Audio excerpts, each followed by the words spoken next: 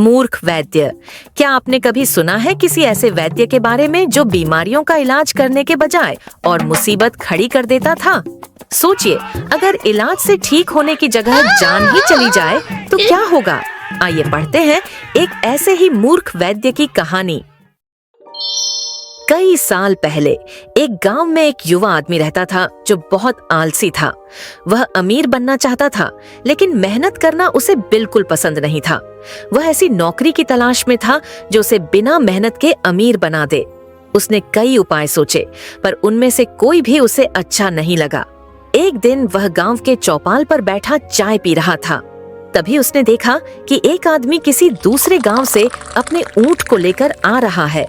जैसे ही वह आदमी गांव के चौपाल पर पहुंचा, ऊंट सड़क पर गिर पड़ा और कराहने लगा। थोड़ी ही देर में वहां भीड़ इकट्ठी हो गई। जब उसे पूछा गया तो ऊंट के मालिक ने बताया कि उसके ऊंट ने पूरा कद्दू निगल लिया है। वह कद्दू ऊंट के गले में अटक गया है और दर्द दे रहा है। सब लोग असहाय नजर आ रहे थे। ऊंट अब दर्द से तड़प रहा था। वहां खड़े एक आदमी ने गांव के वैद्य को बुलाया। वैद्य ने ऊंट का गला जांच कर देखा। उसने आदमियों से 2 ईंटें लाने को कहा। उसने ऊंट के मालिक से कहा कि ऊंट की गर्दन को मजबूती से पकड़ो। उसने एक ईंट ऊंट के गले के उस हिस्से पर रखी जहां कद्दू फंसा हुआ था और दूसरी ईंट से उस पर जोर से प्रहार किया। कद्दू ऊंट के गले में ही कुचल गया। तुरंत ही ऊंट उठ खड़ा हुआ। वैद्य ने उसे पानी पिलाया। थोड़ी देर बाद ऊंट और उसका मालिक वहां से चले गए। श्यामू यह सब बड़े ध्यान से देख रहा था। इस घटना से उसे एक विचार आया। उसे लगा कि गले के दर्द का इलाज करना बहुत आसान है। इसमें ज्यादा मेहनत भी नहीं करनी पड़ती। सो उसने सोचा कि वह वैद्य बन जाएगा। वह अपने गांव से निकलकर दूर एक गांव में जा बसा। जल्द ही उसने ऐलान कर दिया कि वह एक वैद्य है और किसी भी तरह का गले का दर्द बिना दवा के ठीक कर सकता है। गांव वाले उसकी बातों से बहुत प्रभावित हुए। एक दिन एक आदमी उसके पास आया और कहा कि उसकी दादी के गले में दर्द है। वह चाहता था कि वैद्य उसकी दादी को देखे। श्यामू उस आदमी के घर गया और बूढ़ी औरत को देखा। उसने फिर उस जवान से कहा कि 2 ईंटें लाओ। उसने जवान की पत्नी से कहा कि औरत की गर्दन मजबूती से पकड़ ले। फिर उसने जवान को कहा कि एक ईंट गर्दन के नीचे रखो और दूसरी ईंट से उस पर प्रहार करो।